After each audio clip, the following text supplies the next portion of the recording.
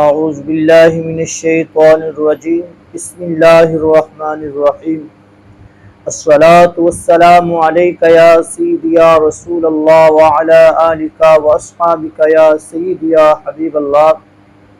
اللہ تبارک تعالیٰ کے فضل و کرم سے آج ہمارا علم و صرف کا سبق نمبر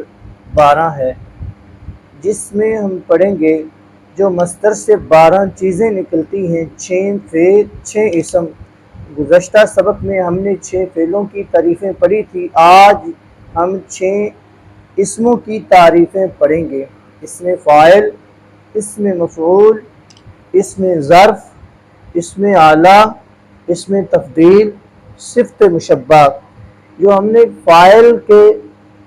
شروع میں اسم لگایا ہے تو یہ تمام کے شروع میں آئے گا، اسم فاعل، اسم مفعول، اسم ظرف، اسم اعلیٰ، اسم تفضیل، صفت مشبہ۔ اسم فاعل وہ اسم ہے جو فعل سے مشتق کیا گیا ہو تاکہ ایسی ذات پر دلالت کرے جس سے معنی مصدری صادر ہو رہا ہو، جیسے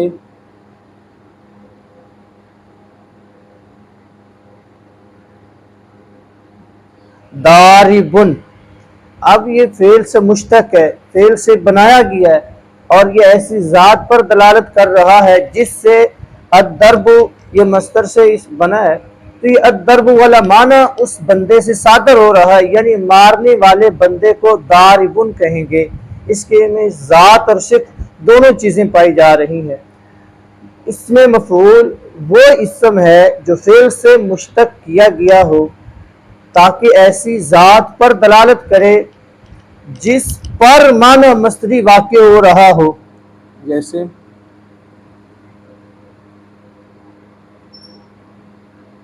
مضروبن، اس سے مار واقع ہو رہی ہے اور اس کے اوپر واقع ہو رہی ہے، اس سے صادر ہو رہی ہے، یعنی یہ مارنے والا ہے، اس کو مار پڑ رہی ہے۔ اس میں ظرف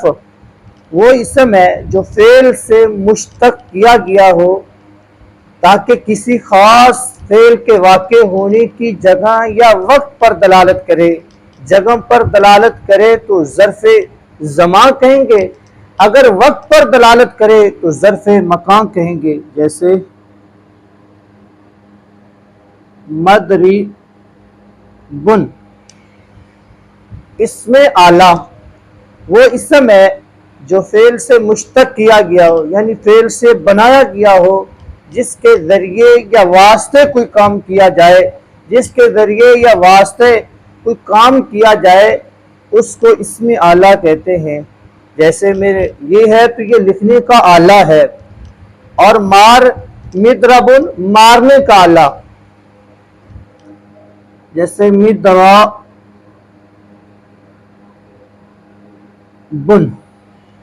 اب یہ 4 اسم فاعل، اسم مفعول، اسم ظرف، اسم اعلیٰ کی تمام کی وضاحت ایک ہی بات کے اندر، یعنی مارنے والے کو ہم کہیں گے اسم فاعل، جس کو مار پڑ رہی ہے وہ ہے اسم مفعول، اور جس جگہ مار واقع ہوگی اس کو کہیں گے ظرف مکان، یعنی مارنے کی جگہ، اور جس وقت میں مار پڑے گی، اگر کوئی نہ کوئی وقت لازمی ہوگا جس میں مار پڑے گی، اس کو کہیں گے ظرف زمان، اور جس کے ذریعے مار پڑے گی، یعنی مارنے والا جس چیز کے ساتھ مارے گا اس کو کہیں گے اسم اعلیٰ۔ اسم تفضیل وہ اسم ہے جو فعل سے مشتق کیا گیا ہو تاکہ ایسی ذات پر دلالت کرے جس میں معنی مصدری کسی دوسرے کے مقابلے میں زیادہ پایا جائے، جیسے اضرب۔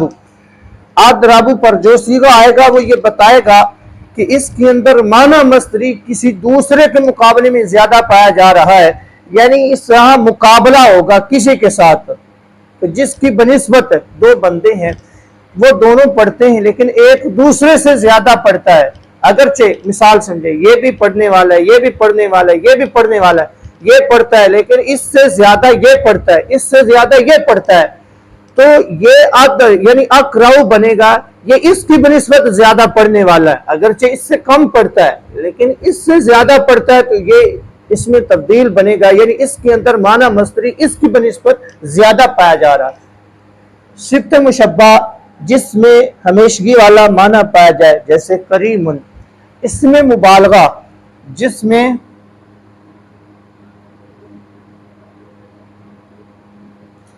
فی نفس ہی زیادتی والا معنی پایا جائے۔ اب ایک فرق کیا ہوگا اس میں مبالغہ اور اس میں تبدیل میں؟ فرق یہ ہے کہ یہاں مقابلہ ہوتا ہے اضربو معنی مصدری کا،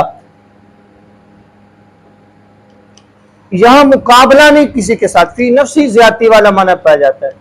اس میں فاعل اور صفت مشبہ میں فرق، اس میں فاعل میں صفت والا معنی کبھی کبھی پایا جاتا ہے۔ ضارب اس بندے کو کہیں گے جب وہ مار رہا ہو، اگر جب نہیں مار رہا اس وقت ضارب نہیں ہے، مارنے کی حالت میں ضارب کہا جائے گا۔